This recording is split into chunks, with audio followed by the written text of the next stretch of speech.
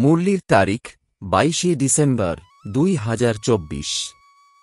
Revise তারিখ 17 March 2003। Madhuban থেকে অব্যক্ত বাপদাদা বলছেন। ওম শান্তি। শিরোনাম: সর্বদা এই সমানে থাকো, সম্মান দাও, সবার সহযোগী হও আর সবাইকে সমর্থ বানাও। আজ ভাগ্যবিধাতা বাপদাদা চতুর্দিকের প্রত্যেক বাচ্চার ললাটে ভাগ্যের 3 রেখা দেখছেন। 1. পরমাত্ম পালনের ভাগ্যবান রেখা। 2. সত্য শিক্ষকের শিক্ষার ভাগ্যবান রেখা। 3. শ্রীমতের ঝলমলে রেখা। চতুর্দিকের বাচ্চাদের ললাটের মাঝখানে 3 রেখা খুব ভালোভাবে জ্বলজ্বল করছে। তোমরাও সবাই নিজেদের ভাগ্যের 3 রেখা দেখতে পাচ্ছ তো না? যখন ভাগ্যবিধাতা তোমরা সব বাচ্চার বাবা, তখন তোমরা ব্যতীত শ্রেষ্ঠ ভাগ্য অন্য কারও হতে পারে। বাপদাদা দেখছেন বিশ্বে অনেক কোটি আত্মা রয়েছে, কিন্তু সেই কোটি কোটির মধ্যে থেকে 6 লাখ পরিবার। কত অল্প! কোটি কোটির মধ্যে কতিপয় হয়ে গেল তো না? বাস্তবে সব মানবের জীবনে 3টি বিষয়: লালন পালন, পড়াশোনা এবং শ্রেষ্ঠ মত, এই 3টিই আবশ্যক। কিন্তু এই পরমাত্ম লালন পালন এবং দেব আত্মা ও মানব আত্মাদের মতো প্রতিপালন, পঠন পাঠনে রাত দিনের ব্যবধান। তো এত শ্রেষ্ঠ ভাগ্য যা তোমাদের সংকল্পেও ছিল না, কিন্তু এখন প্রত্যেকের হৃদয় গেয়ে থাকে, পেয়ে গেছি। পেয়ে গেছ নাকি পাওয়া বাকি আছে? কি বলবে? পেয়ে গেছ তো না? বাবাও এমন বাচ্চাদের ভাগ্য দেখে আনন্দিত হন। বাচ্চারা বলে বাহ বাবা বাহ, আর বাবা বলেন বাহ বাচ্চারা বাহ।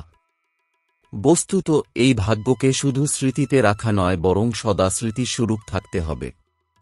কিছু কিছু বাচ্চা খুব ভালো ভাবতে পারে, কিন্তু ভাবনা স্বরূপ হওয়া উচিত নয়, স্মৃতিস্বরূপ হতে হবে। স্মৃতিস্বরূপ তথা সমর্থ স্বরূপ, ভাবনা স্বরূপ সমর্থ স্বরূপ নয়। বাপদাদা বাচ্চাদের বিভিন্ন রকমের লীলা দেখতে দেখতে মৃদু মৃদু হাসতে থাকেন। কেউ কেউ ভাবনা স্বরূপ থাকে, সদা স্মৃতি স্বরূপ থাকে না। কখনো ভাবনা স্বরূপ, কখনো স্মৃতি স্বরূপ।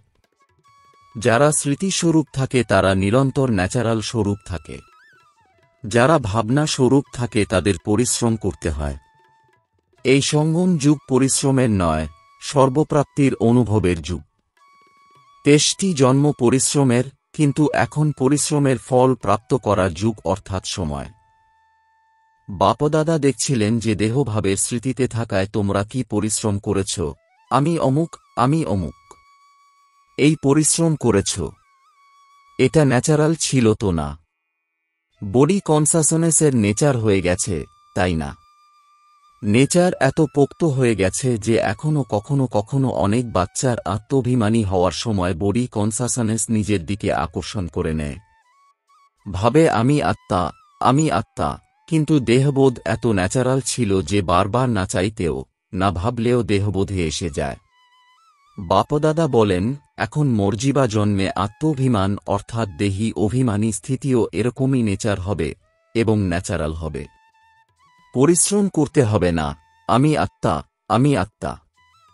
যেমন কোনো বাচ্চার জন্ম হওয়ার পর সে যখন একটু একটু বুঝতে শেখে, তখন তাকে তার পরিচয় দেওয়া হয়ে থাকে, তুমি কে, তুমি কার। ঠিক এইরকমই তোমরা যখন ব্রাহ্মণ জন্ম নিয়েছ, তখন তোমরা ব্রাহ্মণ বাচ্চারা জন্মানোর সাথে সাথেই কি পরিচয় পেয়েছিলে? তুমি কে, আত্মার পাঠ পাক্কা করানো হয়েছে, তাই না? তো এই প্রথম পরিচয় যেন ন্যাচারাল নেচার হয়ে যায়। ন্যাচারাল নেচার নিরন্তর থাকে, স্মরণ করতে হয় না। ঠিক এইরকমই সব ব্রাহ্মণ বাচ্চার এখন সময় অনুসারে দেহি অভিমানী স্টেজ ন্যাচারাল হওয়া উচিত। কিছু বাচ্চার রয়েছে, ভাবতে হয় না, তারা স্মৃতিস্বরূপ। এখন স্মৃতিস্বরূপ নিরন্তর এবং ন্যাচারাল হতেই হবে।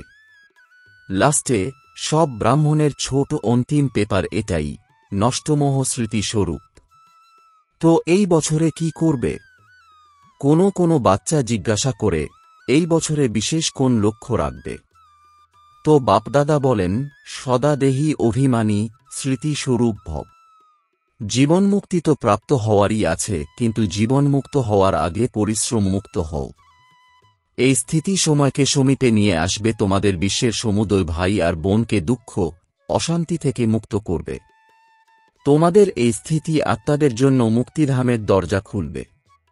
তো তোমাদের ভাই বোনেদের প্রতি দয়া আসে না।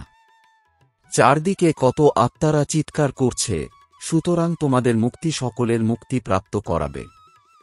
এটা চেক করো, ন্যাচারাল স্মৃতি তথা সমর্থ স্বরূপ কতখানি হয়েছে। সমর্থ স্বরূপ হওয়াই ব্যর্থকে সহজে সমাপ্ত করে দেবে। বারবার পরিশ্রম করতে হবে না। এখন এই বছরে বাপদাদা বাচ্চাদের প্রতি স্নেহের জন্য কোনো বাচ্চার কোনো রকম সমস্যাতে তাদের পরিশ্রম করতে দেখতে চান না। সমস্যা সমাপ্ত আর সমাধান সমর্থ স্বরূপ। এটা হতে পারে কি? দাদিরা বলো, হতে পারে কি? টিচার্স বলো, হতে পারে কি? পাণ্ডব, হতে পারে কি? পরে অজুহাত দেখিয়ে বলো না, এটা ছিল তো না, এটা হয়েছে তো না, এটা হয় না তো হয় না। বাপদাদা তোমাদের খুব মিষ্টি মিষ্টি খেলা আগেই দেখে নিয়েছেন। যা কিছু হয়ে যাক, হিমালয়ের থেকেও বড় শতগুণ সমস্যার স্বরূপ হোক, হতে পারে তা তন দ্বারা, মন দ্বারা, ব্যক্তি দ্বারা, প্রকৃতি দ্বারা সমস্যা, পরিস্থিতি তোমাদের স্বস্তিতির সামনে কিছুই না। আর স্বস্তিতির সাধন হল সমান। সমান ন্যাচারাল রূপে হবে, যেন মনে করার দরকার না হয়, বারংবার পরিশ্রম করার দরকার না হয়। নানা আমি সদর্শন চক্রধারী, আমি আলোক রত্ন, আমি হৃদয় সিংহাসনাসীন, আমি এটাই। আর কিছু হওয়ার আছে কি? পূর্বকল্পে কি হয়েছিলে? অন্য কেউ হয়েছিল নাকি তুমিই হয়েছিলে? তুমিই ছিলে, তুমিই আছো, প্রতিকল্প তুমিই হবে, এটা নিশ্চিত।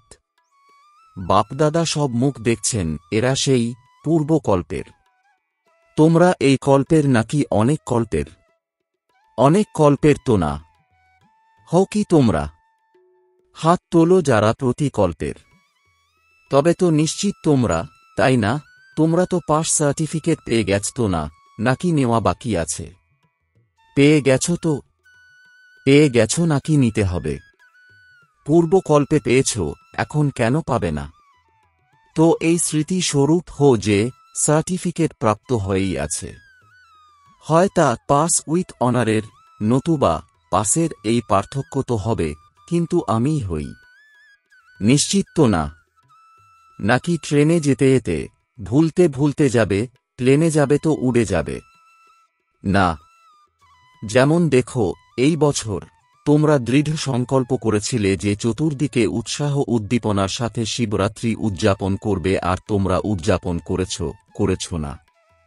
তোমাদের দৃঢ় সংকল্পের মাধ্যমে যা ভেবেছ তা সম্পন্ন হয়েছে না। তো এটা কোনো বিষয়ের চমৎকার একটা আর দৃঢ়তা। 67টা প্রোগ্রাম করার জন্য তোমরা ভেবেছিলে, কিন্তু বাপদাদা দেখেছেন যে অনেক বাচ্চা তার থেকেও বেশি প্রোগ্রাম করেছে। এটা হল সমর্থ স্বরূপ হওয়ার লক্ষণ, উৎসাহ উদ্দীপনার প্রত্যক্ষ প্রমাণ। সর্বত্র তোমরা আপনা থেকেই এটা করেছ তো না? এভাবেই সবাই মিলে একে অপরের মনোবল বাড়িয়ে এই সংকল্প করো, এখন সময়কে সমীপে নিয়ে আসতেই হবে। আত্মাদের মুক্তি প্রাপ্ত করাতে হবে। যতই হোক, এটা তখনই হবে যখন তোমাদের ভাবনা স্মৃতি স্বরূপে আনবে। বাপদাদা শুনেছেন যে ফরেনের যারা তাদেরও বিশেষ স্নেহ মিলন বা মিটিং আছে, এবং ভারতের যারা তাদেরও মিটিং আছে। তো মিটিংয়ে শুধু সেবার প্ল্যান বানিও না, বানিও কিন্তু ব্যালেন্সের বানিও। এভাবে একে অন্যের সহযোগী হো, যাতে সবাই মাস্টার সর্বশক্তিমান হয়ে সামনে উড়ে চলে। দাতা হয়ে সহযোগ দাও। পরিস্থিতি দেখো না, সহযোগী হও। সমানে থাকো এবং সম্মান দিয়ে সহযোগী হও, কেননা যে কোনো আত্মাকে যদি তুমি হৃদয় থেকে সম্মান দাও তবে তা অনেক অনেক বড় পুণ্য।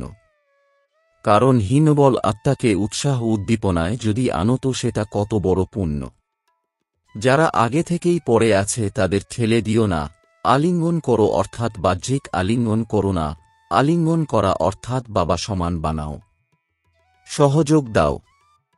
বাবা তোমাদের জিজ্ঞাসা করেছেন তো না যে এই বছর কি করতে হবে? কেবল সম্মান দাও আর সমানে থাকো। সমর্থ হয়ে সমর্থ বানাও। ব্যর্থ বিষয়ে যেও না। যে দুর্বল আত্মা দুর্বলই, তার দুর্বলতাই যদি দেখতে থাকো তবে তারা সহযোগী কিভাবে হবে? সহযোগ দাও তো আশীর্বাদ প্রাপ্ত হবে। সর্বাপেক্ষা সহজ পুরুষার্থ হল আশীর্বাদ দাও, আশীর্বাদ নাও। সম্মান দাও আর মহিমা যোগ্য হও। যারা সম্মান দেয় তারাই সর্বদ্বারা সম্মানীয় হয়। তাছাড়া এখন যত সম্মানীয় হবে ততই রাজ্য অধিকারী এবং পূজ্য আত্মা হবে। নিরন্তর দিয়ে যাও, নেওয়ার জন্য নয়। নেবে আর দেবে, এটা তো যারা বিজনেসের সঙ্গে রয়েছে তাদের কাজ। তোমরা তো দাতার বাচ্চা। বাপদাদা চতুর্দিকের বাচ্চাদের সেবা দেখে খুশি, সবাই ভালো সেবা করেছ। কিন্তু এখন এগিয়ে যেতে হবে তো না? বাণী দ্বারা সবাই ভালো সেবা করেছ, সাধন দ্বারাও সেবার ভালো রেজাল্ট লাভ করেছ। অনেক আত্মার অভিযোগও সমাপ্ত করেছ। সেই সঙ্গে সময়ের তীব্র গতির প্রগতি দেখে বাপদাদা এটাই চান যে শুধু অল্প কিছু আত্মার সেবা নয়, বরং বিশ্বের সর্ব আত্মার মুক্তিদাতা তোমরা নিমিত্ত, কেননা তোমরা বাবার সাথী। তো সময়ের গতি অনুসারে এখন একই সময় একত্রে ৩ সেবা করতে হবে। ১ বাণী, ২ শক্তিশালী স্থিতি এবং ৩ শ্রেষ্ঠ আধ্যাত্মিক ভাইব্রেশন। যেখানেই সেবা করো সেখানে এমন আধ্যাত্মিক ভাইব্রেশন ছড়িয়ে দাও যাতে ভাইব্রেশনের প্রভাবে সহজে আকৃষ্ট হতে থাকে। দেখো এখন লাস্ট জন্মেও তোমাদের জড় চিত্র কিভাবে সেবা করছে। বাণীর দ্বারা বলে কি? ভাইব্রেশন এমন হয় যে ভক্তদের ভাবনার ফল সহজে প্রাপ্ত হয়। ভাইব্রেশন যেন এমনই শক্তিশালী হয়, ভাইব্রেশনে সর্বশক্তির কিরণ ছড়িয়ে পড়ে, বায়ুমণ্ডল বদলে যায়। ভাইব্রেশন এমন জিনিস যে হৃদয়ে ছাপ পড়ে যায়। তোমাদের সকলের অনুভব আছে কোনো আত্মার প্রতি যদি কোনো ভালো কিংবা খারাপ ভাইব্রেশন তোমাদের হৃদয়ে বসে যায় তবে সেটা কত সময় পর্যন্ত চলে? অনেক সময় চলে না তো। যদি বের করতেও চাও তবুও বের হয় না। কারো খারাপ ভাইব্রেশন বসে গেলে তা সহজে বের হয় কি? সুতরাং তোমাদের সর্বশক্তির কিরণের ভাইব্রেশন ছাপের কাজ করবে। বাণী ভুলতে পারো, কিন্তু ভাইব্রেশনের ছাপ সহজে বের হয় না। অনুভব আছে তো? আছে তো অনুভব। এই গুজরাট, বম্বে যে উৎসাহ উদ্দীপনা দেখিয়েছে, বাপদাদা তারও পদ্মপদ্মগুণ অভিনন্দন জানাচ্ছেন। কেন? বিশেষত্ব কি ছিল? কেন অভিনন্দন জানিয়েছেন? তোমরা তো বড় ফাংশন করতে থাকো, কিন্তু কেন বিশেষ অভিনন্দন জানাচ্ছেন? কারণ উভয় তরফেই একতা আর দৃঢ়তার বিশেষত্ব ছিল। যেখানে একতা এবং দৃঢ়তা থাকে সেখানে 1 বছরের পরিবর্তে 1 বছরের কাজ 1 মাসের সমান হয়। শুনেছ, গুজরাট আর বম্বে। এখন সেকেন্ডে জ্ঞান সূর্যস্থিতিতে স্থিত হয়ে চারদিকের ভীত সন্ত্রস্ত অস্থির আত্মাদের সর্বশক্তির কিরণ ছড়িয়ে দাও। তারা খুব ভীত সন্ত্রস্ত। শক্তি দাও, ভাইব্রেশন ছড়িয়ে দাও। আচ্ছা। বাপদাদা ড্রিল করালেন।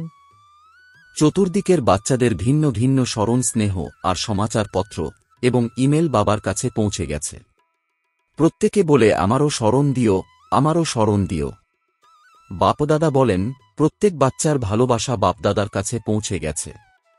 দূরে বসেও তারা বাপদাদার হৃদয় সিংহাসনাসীন। তো যারাই তোমাদেরকে বলেছে না স্মরণ দিও, স্মরণ দিও, তো বাবার কাছে পৌঁছে গেছে। এটাই বাচ্চাদের ভালোবাসা এবং বাবার ভালোবাসা বাচ্চাদের ওড়াচ্ছে। আচ্ছা, চতুর্দিকের অতি শ্রেষ্ঠ ভাগ্যবান কোটি কোটির মধ্যে কিছু বিশেষ আত্মাকে, যারা সদা সমানে থাকে, সম্মান দেয় এমন সার্ভিসেবল বাচ্চাদের, সদা স্মৃতি স্বরূপ তথা সমর্থ স্বরূপ আত্মাদের, সদা অবিচল অটল স্থিতির আসনে স্থিত সর্বশক্তি স্বরূপ বাচ্চাদের স্মরণের স্নেহসুমন আর নমস্কার। দাদিজির সাথে বাপদাদা আপনার প্রতি বিশেষভাবে খুশি। কেন খুশি? এই বিষয়ে তিনি বিশেষ খুশি যে ব্রহ্মা বাবা যেমন সবাইকে অর্ডার করতেন এটা করতে হবে, এখন করতে হবে, একই রকমভাবে তুমিও ব্রহ্মা বাবাকে ফলো করেছ। আপনিও আমার সাথে আছেন। সে তো আছি, নিমিত্ত তুমি হয়েছ তো না। আর এমন দৃঢ় সংকল্প করেছেন যে চতুর্দিকে সফলতা হয়েছে, সেই জন্য তোমার মধ্যে অনেক গভীর আধ্যাত্মিক শক্তি ভরা রয়েছে। শরীরের স্থিতি ঠিক আছে, আপনার মধ্যে আধ্যাত্মিক শক্তি এতই পরিপূর্ণ হয়ে রয়েছে যে সেই তুলনায় তোমার শারীরিক অবস্থা কিছুই নয়। চমৎকার, তাই না? দাদিদের মিলন দেখে সবার মন চায় আমিও যদি দাদি হতাম তো এভাবে মিলিত হতে পারতাম তো না। তোমরাও দাদি হবে। এখন বাপদাদা তাঁর হৃদয়ে প্ল্যান বানিয়েছেন, সেটা তোমাদের এখনো দেননি। তো ব্রহ্মা বাবার সাকার সময় সেবাতে যে আদি রত্ন বের হয়েছে তাদের সংগঠনকে মজবুত বানাতে হবে। কবে করব? যখন তোমরা করবে। এই ডিউটি দাদি জানকীর, তোমাদের হৃদয়ের সংকল্প তো আছে তো? কেননা যেমন তোমরা সব দাদির একটা আর দৃঢ়তার সংগঠন শক্তিশালী, তেমনি সেবার আদি রত্নদের সংগঠন যেন শক্তিশালী হয়, এর অনেক অনেক আবশ্যকতা রয়েছে, কেননা সেবার অগ্রগতি তো হতেই হবে। সুতরাং সংগঠনের শক্তি যা চায় তাই করতে পারে। পঞ্চ পাণ্ডব হল সংগঠনের প্রতীকী স্মারক। সংখ্যায় তারা 5 কিন্তু সংগঠনের নিদর্শন হল এটা। আচ্ছা, সাকার ব্রহ্মার সময় সেবার জন্য যারা সেন্টারে থেকেছ, সেবাতে নিয়োজিত ছিলে, তারা উঠে দাঁড়াও। ভাইরাও আছে, পাণ্ডব ব্যতীত থোড়াই উন্নতি হবে। এখানে অল্প আছে কিন্তু আরও আছে। সংগঠনকে একত্র করার দায়িত্ব এনার অর্থাৎ দাদি জানকীর। ইনি অর্থাৎ দাদি তো ব্যাকবোন। এরা খুব ভালো ভালো রত্ন। আচ্ছা, সব ঠিক আছে। তোমরা যা কিছুই করতে থাকো সেটা তোমাদের সংগঠনের মহত্ব। তোমাদের কেল্লা মজবুত। আচ্ছা, বরদান, সমানের সিটে সেট হয়ে সব পরিস্থিতিকে পার করে সদা বিজয়ী ভব। এর বিস্তার, সদা নিজের এই সিটে স্থিত থাকো যে আমি সদা বিজয়ী রত্ন, মাস্টার সর্বশক্তিমান। তো যেমন সিট তেমন লক্ষণ এসে যায়। যে কোনো পরিস্থিতি সামনে এলে সেকেন্ডে নিজের এই সিটে সেট হয়ে যাও। যারা সিটে থাকে তাদের কথাই মানা হয়। সিটে যদি থাকো তো বিজয়ী হয়ে যাবে। সঙ্গম যুগ হলই বিজয় হওয়ার যুগ, এই যুগ বরদান প্রাপ্ত, সুতরাং বরদানি হলে বিজয়ী হও। স্লোগান, যারা সর্ব আসক্তির উপরে বিজয় প্রাপ্ত করে তারা শিব শক্তি পাণ্ডব সেনা। ওম শান্তি।